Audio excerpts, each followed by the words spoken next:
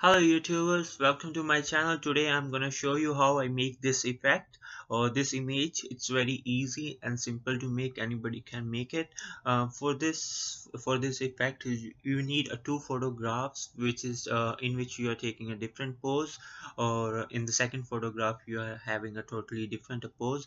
The key thing is that you have to just take a photograph with a still camera, so that in later on in the editing part it's gonna be easy. So let's get started. Open these both images in your Adobe Photoshop software. Once you have get ready in the Adobe Photoshop, you just have to move one full image to another image. So for this, just copy and move it to the first image.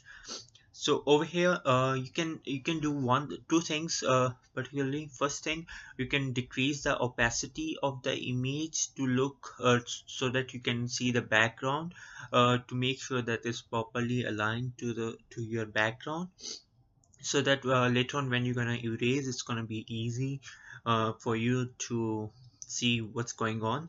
And the second thing you can do over here, you can change the properties of that layer. And right now I'm using a linear light, so that you can see that it's properly see through the background. So once you are happy with that, you can change back the properties to your normal mode.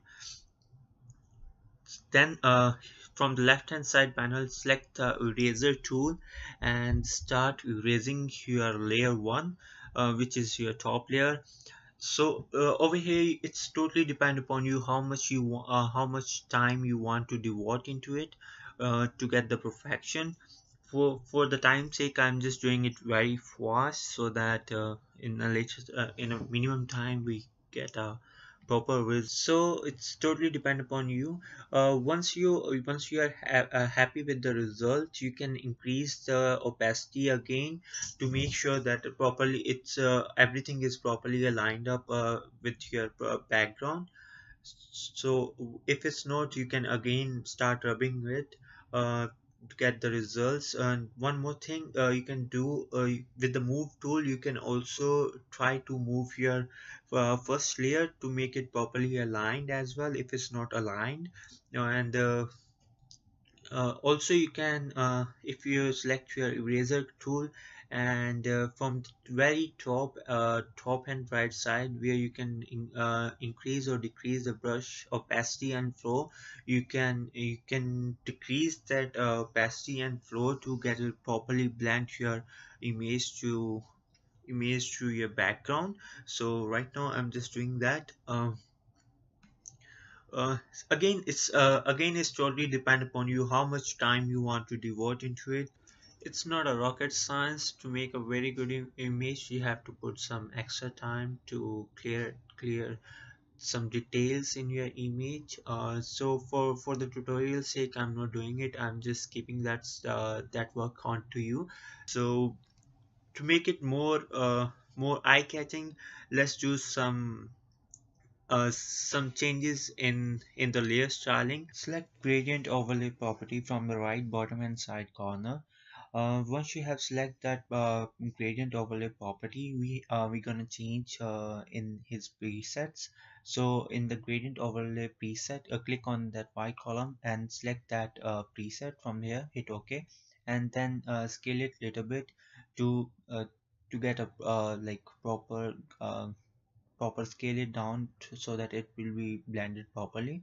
And then just from the properties, change it to soft light, and then decrease some opacity to give a gradient look to our image.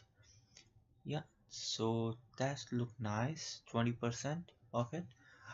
Then the next thing we're gonna change in our curves uh, to increase some sharpness in our image, so a little bit increase. And also then change the red curves as well, decrease little bit to get a cool look. And for that, just click on blue ones and just increase that little bit, so it will give you a coolant look. Okay, that's fine. So the third thing, we're gonna change in our exposure, a little bit exposure in our image, not a very high, just a little bit. So in my image is 0.17. That's good. And then one last thing, we're gonna change some in our hue and saturations tab.